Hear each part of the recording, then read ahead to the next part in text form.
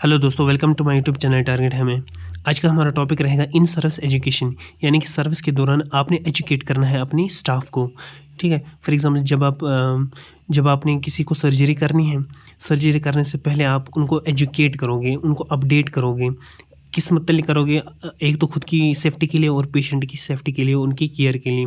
तो देखते हैं अच्छे से, हम समझते हैं इसको। इन सर्विस एजुकेशन प्रोग्राम्स, ये जो इन सर्विस एजुकेशन प्रोग्राम्स हम देते हैं, ये हमने प्लान करने हैं किस लिए, किन के लिए? प्री ऑपरेटिव स्टाफ के लिए। जो भी प्री ऑपरेटिव यानी कि सर्जरी से पहले जो भी स्टाफ वहाँ पे मौजूद हो, उनको हमने क्या करना है? अपडेट करना है। किस मतलब अपडेट करना है? उनको अपडेट करना है जो भी नई नई टेक्निक्स आई हैं, जो भी नए नए इक्विपमेंट्स आए हैं, और जो भी नई ऐसी चीज़ें आई हैं जिनसे हमने पेशेंट केयर प्रैक्टिसेस अच्छे से हों, यानी कि पेशेंट की केयर अच्छे से हों, उन चीज़ों के मतलब हमने उनको क्या करना है? अप टू डेट करना है to meet the educational needs of nursing. इससे क्या होगा? जो एजुकेशनल नीड होगी नर्सिंग और पैरामेडिकल स्टाफ की, वो फिल भी हो जाएगी, और उनको इस मतलब हमने उनको अवेयर करना है। There must be a provision of regular staff development programme. और जो भी स्टाफ की डेवलपमेंट के लिए जो भी प्रोग्राम होगा, उसके लिए कोई स्पेसिफिक प्रोविजन होना ज़रूरी होता है कि स्टाफ की डेवलपमेंट हो उन प्रोग्राम से। अब कंपोनेंट्स क्या क्या होनी चाहिए? ओरिएंटेशन, ठीक है, ओरिएंटेशन होना चाहिए। और दूसरा इन सर्विस सर्विस के दौरान एजुकेशन। और तीसरा continuing education include self instructions. उस एजुकेशन के दौरान आपने खुद के लिए भी इंस्ट्रक्शंस लेने हैं, और अटेंडिंग शॉर्ट टर्म कोर्सेज। और आपने कुछ ऐसी चीज़ें अटेंड करनी हैं जैसे वर्कशॉप, सेमिनार, प्रेजेंटेशन। आपने ना हेल्थ एजुकेशन में ये सारी चीज़ें पढ़ी होंगी। वर्कशॉप क्या होता है, सेमिनार क्या होता है, ठीक है, ग्रुप डिस्कशन क्या होता है। तो इनमें से आपने ना ये चीज़ें आपने अटेंड करनी है ताकि आपको नई नई सर्विस के बारे में पता चल सके। अब planned education experiences are provided in the job setting to help staff members. अब जो ये प्लान एंड एजुकेशन जो ये प्लान करके हुई होती है ना, ये education experiences provided job setting to help, जिसके पास ये एजुकेशन एक्सपीरियंसेस हो, जो हमने ऊपर पढ़ी नई टेक्निक्स क्या आई हैं, जिनके पास ये एक्सपीरियंसेस होंगी, उनसे क्या होगा? वो उससे हेल्प मिलेगी स्टाफ मेंबर्स को क्या क्या परफॉर्म कॉम्पिटेटिव इन नॉलेजबली, यानी कि वो बड़े अच्छे से, उनके पास नॉलेज होगी, बड़े कॉम्पिटेंट से वो स्टाफ अपना काम कर सकते हैं जब उनके पास ऐसी एक्सपीरियंस, ऐसी नॉलेज होगी। ठीक है, प्रोग्राम्स आर फोकस्ड। अब इन प्रोग्राम्स में क्या, किस चीज़ के लिए हमने फोकस करना है कि हमने किस तरह से फायर प्रिवेंशन करना है, हमने इलेक्ट्रिक हैज़ार्ड कैसे प्रिवेंट करना है, हमने सिक्योरिटी मेजर्स का जायज़ा लेना है, और रिसस्टेशन ट्रेनिंग यानी कि सीपीआर की ट्रेनिंग लेनी है उनसे, उनको बतानी है कैसी करनी है। Are important to ensure personal and patient safety.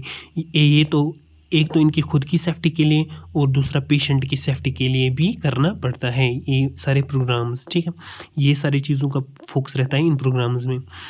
Professionals and technical programmes, जो प्रोफेशनल प्रोग्राम्स और टेक्निकल प्रोग्राम्स होते हैं, वो डिज़ाइन होते हैं टू डेवलप स्पेशलाइज्ड जॉब, यानी कि उनके लिए कोई स्पेशलाइज्ड जॉब दी जाती हैं। किन के लिए? प्रोफेशनल और टेक्निकल प्रोग्राम्स में क्या स्पेशल जॉब्स होती हैं? उनको नॉलेज दी जाते हैं, खास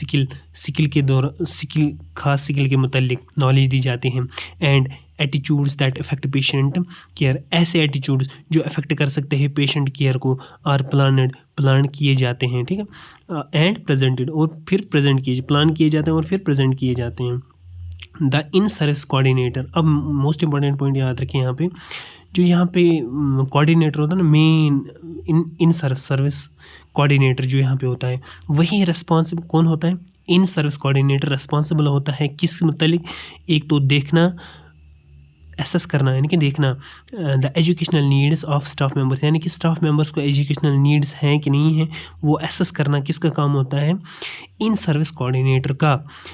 staff members collectively and individually, यानी कि एसेस करना एजुकेशनल नीड है स्टाफ मेंबर्स की, कलेक्टिवली उनको एजुकेशनल नीड्स की ज़रूरत हो या इंडिविजुअली ज़रूरत हो, और उसको फिर प्लान करना, शेड्यूल करना, कोऑर्डिनेटिंग एंड इवेलुएटिंग, यानी कि उन सारे प्रोग्राम्स को इवेलुएट भी करना, कोऑर्डिनेट करना, शेड्यूल, प्लान, सब काम किसका होता है? फिर इन सर्विस कोऑर्डिनेटर का। ठीक है, आया यहाँ तक समझ? अब नेक्स्ट आगे जो स्टाफ डेवलपमेंट ये जो प्रोग्राम्स होते हैं ना, ये कंडक्ट होने चाहिए कंटिन्यूस बेसिस पे, ताकि एनहांस यानी कि बढ़ सकें, एम्प्लॉयज़ की परफॉर्मेंस को बढ़ा सकें, एनहांस कर सकें। इसलिए हमने क्या करना, स्टाफ डेवलपमेंट प्रोग्राम कंडक्ट करने चाहिए कंटिन्यूस बेसिस पे, ताकि बढ़ा सकें हम एम्प्लॉयज़ की परफॉर्मेंस बाय मेंटेनिंग जॉब, उनकी जॉब को मेंटेन करना और नॉलेज गेन करना एंड क्लिनिकल कॉम्पिटेंसीज के मुतल्लिक, मतलब उनको नॉलेज होनी चाहिए। In service programmes, in service के दौरान जो भी प्रोग्राम जो हमने ना अभी पढ़े, वो इलेक्ट्रिकल हैजार्ड्स वगैरह वगैरह, may be supplemented by other appropriate continuing education programmes held outside the health care faculty. तो जो इन सर्विस प्रोग्राम्स दिए जाते हैं, ये बता रहा है कि हमने उनको अप्रोप्रिएट कंटिन्यूसली एजुकेशन प्रोग्राम्स के ज़रिए से देने चाहिए, जो कहाँ पे होते हैं, held outside of the health care faculty, health care faculty के बाहर दी जाती हैं ये सारी इन सर्विस प्रोग्राम्स। और presented by qualified peoples who represent industry, या ऐसे लोग उसको प्रेजेंट करते हैं जो क्वालिफाइड हो और जो रिप्रेजेंट उस इंडस्ट्री को करते हों, वो इन सर्विस प्रोग्राम्स के बारे में नॉलेज देते हैं। तो आज का हमारा टॉपिक यहाँ तक ही है। हमारा नेक्स्ट टॉपिक रहेगा एडमिशन प्रोसीजर।